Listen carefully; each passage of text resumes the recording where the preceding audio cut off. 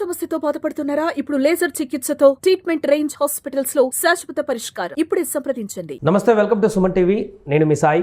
ఆంధ్రప్రదేశ్లో రాజధాని అమరావతిలో ప్రధాని నరేంద్ర మోదీ మరొకసారి అడుగు పెట్టబోతున్నారు. అంతేకాకుండా కొన్ని వరాల జల్లు కూడా కురిపిస్తారనే చర్చ కొనసాగుతుంది. దీనికి సంబంధించి మనం మాట్లాడదాం. ప్రధాని ఎప్పుడు రాబోతున్నారు, అమరావతిలో ఏమైనా డెవలప్మెంట్స్ వచ్చిన తర్వాత కొత్తగా వస్తాయా, దీనికి సంబంధించి పూర్తి వివరాలు తెలుసుకుందాం. మనతో పాటు Suman TV news chief editor Keshav గారు ఉన్నారు. సార్ నమస్తే. నమస్తే. సో ప్రధాని మోదీ అమరావతి రాజధానికి రాబోతున్నారు అనేటువంటి వార్త ఇప్పుడు వైరల్గా మారింది. ఎప్పుడు వస్తారు, వస్తే ఏం చేయబోతారు, ఎలాంటి కార్యక్రమాలు ఉండబోతున్నాయి? ప్రధానమంత్రి పర్యటనకి సంబంధించి ఏప్రిల్ 15 నుంచి 20వ తారీఖు అనేటువంటి ఒక చర్చ నడుస్తుంది. నాకు వస్తున్న సమాచారం ప్రకారం చూస్తే కనుక ఏప్రిల్ చివరి వారం వరకు ప్రధానమంత్రి పర్యటన ఉండే అవకాశం ఉంది. ఎందుకంటే రెండు ప్రధాన అంశాలపైన ఇప్పుడు ఆంధ్రప్రదేశ్ ప్రభుత్వం కసరత్తు చేస్తున్నట్టుగా ఒక సమాచారం. ఒకటి, అమరావతి రాజధాని గెజిట్ నోటిఫికేషన్కి సంబంధించినటువంటి ప్రక్రియ ఏ విధంగా ముందుకు తీసుకెళ్ళాలి, దానిపైన చాలా సీరియస్ వర్క్ నడుస్తున్నట్టుగా తెలుస్తుంది. ఎందుకంటే గత ప్రభుత్వ హయాంలో జరిగినటువంటి చర్చలన్నీ కూడా ఆల్రెడీ నోటిఫైడ్ రాజధాని అయి ఉంటే కనుక దాన్ని కదపడానికి అవకాశం ఉండేది కాదు. గెజిట్ నోటిఫికేషన్ రాలేదు కాబట్టే రాజధాని ఎక్కడికైనా తరలించవచ్చు అనే విధంగా చర్చ జరిగింది. తర్వాత నెక్స్ట్ పాయింట్, జగన్మోహన్ రెడ్డి గారు పదే పదే చెప్పింది ఏంటంటే there is no seat of governance, ఎవరు ఎక్కడ కూర్చుని పరిపాలిస్తే అదే రాజధాని అని చెప్పారు. రాజధానికి అసలు రాజధాని గురించి రాజ్యాంగంలోనే లేదని చెప్పారు. సో ఆ చర్చ ముగిసింది కాబట్టి దాని గురించి మనం మాట్లాడాల్సిన అవసరం లేదు.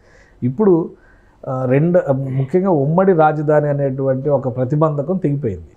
2024తో క్లోజ్ అవుతుంది. దాన్ని జగన్మోహన్ రెడ్డి ప్రభుత్వం రెన్యువల్ చేయమని కానీ, 2 సంవత్సరాలు పెంచమని కానీ, లేదా ఇంకో 5 సంవత్సరాలు ఇవ్వమని కానీ ఏది ప్రతిపాదన చేయలేదు. కాబట్టి కాలగర్భంలో కలిసిపోయినట్టే. కొత్త ప్రభుత్వం మళ్ళీ దాన్ని ఎక్స్టెన్షన్ గురించి అడగడానికి అవకాశం కూడా లేదు. ప్లస్ ఈ పరిస్థితుల్లో ఆంధ్రప్రదేశ్ ప్రభుత్వం ఏంటంటే రాజధానిని డెవలప్ చేయడమే లక్ష్యంగా పెట్టుకుంది. కాబట్టి గెజిట్ అనేటువంటి పాయింట్ చాలా ఇంపార్టెంట్ పాయింట్. దీంతోపాటు ఇంకొక చర్చ విస్తృతంగా ఏం జరుగుతుందంటే, కొంచెం అతిశయోక్తిలాగా అనిపించవచ్చు కానీ దేశానికి రెండవ రాజధాని అనేటువంటి చర్చ విస్తృతంగా జరుగుతుంది. రెండవ రాజధాని ఎక్కడ పెట్టాలి, అమరావతి అని కాదు, దక్షిణాదిలో పెట్టాలి అనేటువంటి చర్చ. దానికి వైబుల్గా ఉండేటువంటి నగరం ఏది? చాలా పాసిబిలిటీస్ ఉన్నాయి. ఒకవైపు బెంగళూరు గురించి మాట్లాడుతున్నారు, హైదరాబాద్ గురించి మాట్లాడుతున్నారు, లేదా ఇంకేదన్నా ఒక కొత్త నగరాన్ని సృష్టిస్తే ఎలా ఉంటుంది. ఎందుకంటే గుజరాత్లో 4 నగరాలు కడుతున్నారు, మహారాష్ట్రలో కొత్త నగరం ఒకటి కడుతున్నారు. ఇవన్నీ లెక్కలు ఉన్నాయి కాబట్టి ఇంకొకటి ఏదైనా సృష్టిస్తే ఎలా ఉంటుంది. ఆల్రెడీ నిర్మాణ దశలో ఉంది కాబట్టి అమరావతిని ఎంచుకుంటే ఎలా ఉంటుంది. ఈ అంశాలపైన కూడా చర్చ విస్తృతంగా జరుగుతుంది. సో దానిపైన కూడా ఒక అధ్యయనం జరుగుతున్నట్టుగా, కొన్ని కేంద్ర బృందాలు ప్రత్యేక పరిశీలనలు జరుగుతున్నట్టుగా ఒక సమాచారం ఉంది. అది నిజంగా ముందుకెళ్తుందా లేదా అనేది ప్రస్తుతానికి అప్రస్తుతం అయినప్పటికీ కూడా దానిపైన కూడా ఆసక్తికరమైనటువంటి చర్చ ఉంది. ఎందుకంటే ప్రధానమంత్రి లాస్ట్ టైం వచ్చినప్పుడు శంకుస్థాపన కార్యక్రమంలో పాల్గొని ఒక పిడికెడు మట్టి, ఒక చిన్న కుండడ, దాన్ని ఏమనాలి, దాన్ని ఒక కుంచెడు మంచినీళ్ళు ఇచ్చారు, గంగాజలం అని చెప్పని యమున త్రివేణి సంగమం నుంచి తీసుకొచ్చారు. సరే, మట్టి నీళ్లు ఇచ్చిన తర్వాత మొత్తం నోట్లో మట్టి కొట్టారనేటువంటి విమర్శలు కూడా గత 5 ఏళ్ల నుంచి జరిగిన పరిణామాలపైన అందరూ కోపంతో ఉన్నారు. సో పైగా ఇంకోటి ఏదో అంటారు కదా, కేసీఆర్ గారు అక్కడికి వెళ్ళి నేనే ఒక 100 కోట్లు అనౌన్స్ చేద్దాం అనుకున్నాను అమరావతి అభివృద్ధికి, ప్రధానమంత్రి మట్టి నీళ్ళు ఇచ్చిపోతే నేనేం అనౌన్స్ చేస్తానో చేయకుండా వచ్చానని ఒక మాట కూడా పుల్లవిరుపు మాట ఒకటి అన్నారు. ఈసారి అలా ఉండదు. ప్రధానమంత్రి పర్యటన ఒక స్పష్టత ఇచ్చేటువంటి నిర్ణయాత్మకమైనటువంటి పర్యటన కాబోతుంది. రాజధాని నిర్మాణానికి సంబంధించి ఇప్పుడు ఆగిపోయినటువంటి పనులు ప్రారంభించేటువంటి క్రమంలో దాదాపు 45,000 కోట్ల రూపాయలకి టెండర్స్ ఫైనలైజ్ చేశారు. సో వీటన్నిటికీ సంబంధించిన పనుల్ని రీలాంచ్ చేస్తారు. ఒకటి. రెండవది, రాజధాని ఇదే అనేటువంటి ఒక స్పష్టత ఇవ్వాలి. మూడవది, ఇప్పుడు చర్చ జరుగుతున్నటువంటి రెండవ రాజధాని దేశానికి అనేటువంటి చర్చకి అమరావతి అనుకూలమైందా కాదా అనే దానిపైన కమిటీలు కానీ వివిధ బృందాల నుంచి, నిపుణుల బృందాల నుంచి సేకరిస్తున్నటువంటి సమాచారాన్ని గురించి కానీ ప్రధానమంత్రి ఏమైనా పంచుకుంటారా అనే ఒక ఆసక్తికరమైనటువంటి అంశం ఉంది. అందుకనే ప్రధాన పర్యటన ఇప్పుడు అమరావతిలో రోజు ఏదో పని జరుగుతూనే ఉంది. కొత్తగా ఆయన వచ్చి రీలాంచ్ చేసేది ఏంటి అనేటువంటి సందేహం చాలామందికి వస్తుంది. మన వీడియోలో కూడా కొంతమంది కామెంట్స్ పెడతా ఉన్నారు. ఆల్రెడీ చంద్రబాబు నాయుడు గారు సిఆర్డిఏ బిల్డింగ్ని నిర్మాణ ప్రక్రియను మొదలుపెట్టేటప్పుడు ఆయన ఒక పూజ చేశారు. కాంట్రాక్ట్ కంపెనీలన్నీ ఎక్కడికక్కడ పని మొదలుపెట్టే క్రమంలో వాళ్ళు పూజలు చేసుకుని వర్క్ షెడ్లు వేశారు కదా. ఇప్పుడు కార్మికుల కాలనీలాగా నిర్మిస్తున్నారు. అవి కూడా పనులే కాబట్టి అక్కడ కూడా వాళ్ళ స్థాయిలో వాళ్ళు పూజ చేసి కొబ్బరికాయ కొట్టి పనులు మొదలు పెట్టుకున్నారు.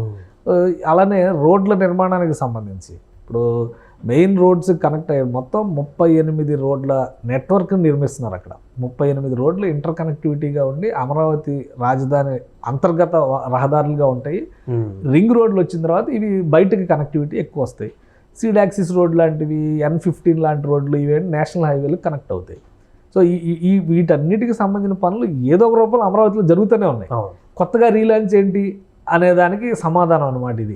అంటే కేంద్ర సంస్థలు ఇంకేమైనా అనౌన్స్ చేస్తారనేటువంటి ఒక థాట్. కేంద్ర సంస్థలు ఆల్రెడీ 25 కేంద్ర సంస్థలకి ప్రభుత్వం ల్యాండ్ అలాట్మెంట్ చేసింది. సో ఇవన్నీ నిర్మాణాన్ని మొదలు పెట్టాలి. అవి ఆయా సంస్థలు తీసుకోబోయేటువంటి నిర్ణయాలపైన ఆధారపడి ఉంటాయి. కేంద్ర ప్రభుత్వం ఒకవేళ దానికి సంబంధించి డైరెక్షన్ ఇచ్చేస్తే ఆ రోజు భూమి పూజ చేయడానికి ఇప్పటి నుంచి వాళ్ళు పని మొదలు పెట్టుకోవాలి. ఈ పాటికి మొదలైపోవాలి. ఎందుకంటే ఎక్కడ ల్యాండ్ అలాట్మెంట్ చేశారో అక్కడ వాటిని హ్యాండ్ ఓవర్ చేస్తే, ఇప్పుడు సెంట్రల్ ఫోరెన్సిక్ ల్యాబొరేటరీ ఉంది, లాస్ట్ టైం పూజ చేశారు, ఆల్మోస్ట్ ఓపెనింగ్ రెడీ అవుతుంది.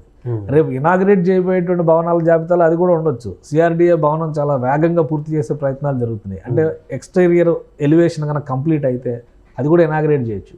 నేషనల్ హైవే ఇప్పుడు వెస్ట్ బైపాస్ అని చెప్పిన విజయవాడలో ఏదైతే చెప్తున్నారో, సీడ్ యాక్సిస్ రోడ్డు మీద నుంచి విజయవాడ కృష్ణానది దగ్గర, కృష్ణానది పైన 3 కిలోమీటర్ల వంతెన రెడీ అయి ఉంది. అది ప్రారంభించవచ్చు. ఎందుకంటే సెకండ్ పార్ట్ కంప్లీట్ కాకపోయినా ఫస్ట్ పోర్షన్ కంప్లీట్ అయిపోయింది. గన్నవరం నుంచి అమరావతిలోకి రావడానికి కావాల్సినటువంటి రహదారి కంప్లీట్ అయిపోయింది. ఇవన్నీ కూడా కేంద్ర ప్రభుత్వ హయాంలో జరుగుతున్నటువంటి ఆల్రెడీ పనులు జరుగుతున్నాయి. సో కొత్తగా చేయడానికి ఏముంది అనేటువంటి చర్చకి నిర్మాణాల రీలాంచ్ అనేది ఒక బ్రాండ్ ఇమేజ్ ఇవ్వాలి అనేటువంటి ఆలోచన చంద్రబాబు నాయుడు గారు చేశారు. సో ఈ ఒక 45,000 కోట్ల రూపాయల పనులు, అలానే కేంద్ర ప్రభుత్వ సంస్థలు మొదలుపెట్టేటువంటి కొన్ని పనులు, ఆల్రెడీ ఇప్పుడు కంప్లీట్ అవుతున్నటువంటి పనులు, ఇవన్నీ కలిపితే ఒక 80,000 90,000 కోట్ల రూపాయలకు సంబంధించినటువంటి పనులు కనిపిస్తున్నాయి. ఇవన్నీ ప్రారంభోత్సవంలో భాగంగా ఒక భారీ అనౌన్స్మెంట్ అవుతుంది. రెండవది, ఏ నిర్ణయం పైన ఆయన ప్రకటన చేస్తారు. గెజిట్కి సంబంధించినటువంటి ప్రకటన ఉంటుందా, రెండవ రాజధాని అనే అంశం పైన ప్రకటన. ఎందుకు రెండవ రాజధాని అని ఎందుకు మాట్లాడాల్సి వస్తుందంటే, ఇది చాలా అత్యాశతో కూడినటువంటి అంశం అన్న విషయం నాకు కూడా తెలుసు. ఒక క్లారిటీ ఉంది దాని మీద. నిజంగా అనౌన్స్ చేస్తారని. రోజు రోజుకి ఢిల్లీలో పరిస్థితులు ఇబ్బందికరంగా మారుతున్నటువంటి నేపథ్యం. ఇప్పుడు కూడా మళ్ళీ నిన్న కూడా పొల్యూషన్ దీనికి సంబంధించి క్వాలిటీ కంట్రోల్ టెస్టులకు సంబంధించినటువంటి పర్యటన బృందాలు, ఎన్విరాన్మెంటల్ డిపార్ట్మెంట్కి సంబంధించిన బృందాలు ఢిల్లీ అంతటా పర్యటిస్తున్నాయి. ఎందుకంటే ప్రతి రూపంలో వాటర్ కానీ, ఎయిర్ కానీ, సౌండ్ కానీ, ఈ మూడిట్లు పొల్యూషన్ ఢిల్లీని ఘోరంగా దెబ్బతీస్తుంది అనేది చాలా క్లియర్గా కనిపిస్తుంది. ప్రపంచంలోనే పొల్యూటెంట్ సిటీస్లో ఢిల్లీ టాప్ 10లో ఉన్నటువంటి నగరం. సో ఈ ఇబ్బందులన్నీ చూసిన తర్వాతే మనవాళ్ళు ఇంకొక ప్రత్యామ్నాయం అవసరం అవుతుంది అనేటువంటి ఆలోచన చేస్తున్నారు. కాబట్టి ఆ క్రమంలో అమరావతి కంప్లీట్ గ్రీన్ సిటీ కాబోతుంది. ఎందుకంటే అక్కడ ఇప్పుడు ఉన్నటువంటి వెహికల్ ట్రాఫిక్ కూడా రాబోయేటువంటి రోజుల్లో ఎమిషన్ ఫ్రీ డ్రైవ్ ఉండాలి అని నిన్న జరిగిన కలెక్టర్ల సమావేశంలో కూడా చంద్రబాబు నాయుడు గారు ఒక మాట అన్నారు, అమరావతి గురించి ప్రత్యేకతలు చెప్తూ. అంటే కంప్లీట్ ఎకో ఫ్రెండ్లీ వాతావరణం అమరావతిలో ఉంటుంది. ప్లస్ పాపులేషన్ వైజ్గా చూస్తే కనుక ఇప్పుడు నగర నిర్మాణం పూర్తయ్యేసరికి దాదాపు 50 లక్షల జనాభా అక్కడ కనబడేటువంటి అవకాశం ఉంటుంది. కేంద్ర ప్రభుత్వానికి సంబంధించినటువంటి వ్యవస్థల్ని భవిష్యత్ అవసరాలకు తగ్గట్టుగా తీర్చిదిద్దితే కనుక రాబోయే రోజుల్లో ఇది ప్రత్యేకమైనటువంటి నగరంగా, కేంద్ర ప్రభుత్వ కార్యక్రమాలకు ఆతిథ్య నగరంగా మారడానికి కూడా అవకాశం ఉంటుంది. అలానే చాలా ఈక్వేషన్స్ ఉన్నాయి.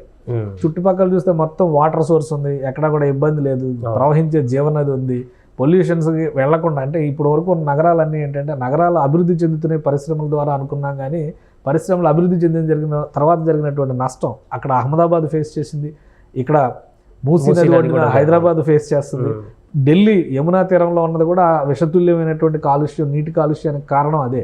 సో ఈ సమస్యలు ఏవీ లేని నగరం కావాలంటే ఏది అనేటువంటి అన్వేషణలో భాగంగా ఒక అధ్యయనం అయితే జరుగుతుంది అంతర్గతంగా. సో అమరావతిని కూడా పరిశీలించేటువంటి అవకాశం ఉంటుంది. అలాంటి అంశాలు ఉన్నప్పుడు కేంద్ర ప్రభుత్వం చొరవ చూపి కొంత అధిక నిధులు ఇవ్వడం, అధిక ప్రాధాన్యం ఇవ్వడం. ఈ మధ్యకాలంలో మనం చూస్తున్నాం 2014-19 కూడా కూటమి ప్రభుత్వమే ఉంది, కానీ అప్పుడు చూపించినంత చొరవ ఇప్పుడు ఎందుకు చూపిస్తున్నారు? పోలవరం ప్రాజెక్టుకి ఎప్పుడూ లేనంతగా 5,000 కోట్లు ఈసారి ఇమీడియట్గా రిలీజ్ అయినాయి. అంటే దానికి కారణం ఏంటి? వీలైనంత వేగంగా ఆంధ్రప్రదేశ్లో పనులు పూర్తవడం అనేది ఒక టార్గెట్, డబుల్ ఇంజిన్ సర్కార్ రిజల్ట్స్ చూపించడం ఇంకో టార్గెట్. ఒకవేళ అమరావతి అంతర్జాతీయ స్థాయి నగరంగా ఆ ప్రమాణాలకు తగ్గ స్థాయిలో రూపొందుతోంది అనేటువంటి నమ్మకం కలిగినప్పుడు దక్షిణాది కేంద్రంగా అమరావతిని రెండవ రాజధానిగా ప్రకటించినా ఆశ్చర్యపోవాల్సినటువంటి అవసరం లేదు. సో ఈ ఆప్షన్స్ అన్నీ ఉన్నాయి కాబట్టి ప్రధాన పర్యటన చుట్టూ ఒక ఆసక్తికరమైనటువంటి చర్చ జరుగుతుంది. అది ఫైనల్గా ఆయన ఏం కన్క్లూజన్ ఇస్తారనేది మాత్రం మనం వెయిట్ చేయాల్సిందే దానికోసం. రైట్ సార్, అది ప్రస్తుతం ఆంధ్రప్రదేశ్కి అమరావతిలోకి ప్రధాని మోదీ వస్తున్నటువంటి సందర్భంలో ఒక ఎలాంటి అంశాన్ని ప్రస్తావిస్తారు లేదా ఏం చెప్తారు, ఎలాంటి వరాలు కురిపిస్తారు అనేటువంటి అంశం ఒకటైతే, రెండవ రాజధానికి సంబంధించినటువంటి కదలికలు ఏమైనా ఉండొచ్చేమో అనేటువంటి ఒక ప్రశ్నలు కూడా ఉత్పన్నమవుతున్నాయి. చూడాలి ప్రధాని మోదీ వచ్చిన తర్వాత ఆయన ఎలాంటి స్టేట్మెంట్స్ ఇస్తారనేది. సుమన్ టీవీలో మీ పర్సనల్ అండ్ బిజినెస్ ప్రమోషన్స్ కోసం కింది నెంబర్కి కాంటాక్ట్ చేయండి.